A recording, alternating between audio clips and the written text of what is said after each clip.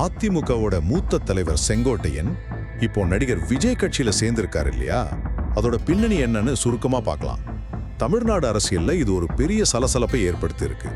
அதிமுகவோட மிக முக்கியமான தலைவர்கள் ஒருத்தரா இருந்த செங்கோட்டையன் திடீர்னு விஜயோட தமிழக வெற்றி கழகம் கட்சிக்கு போனது ஏன்? இதனால என்ன தாக்கம் ஏற்படும்?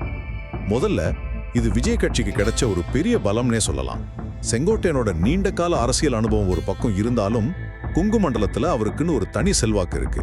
இதனால விஜயோட கட்சிக்கு மேற்கு தமிழ்நாட்டுல ஒரு வலுவான அடித்தளம் கிடைக்க வாய்ப்பு இருக்கு.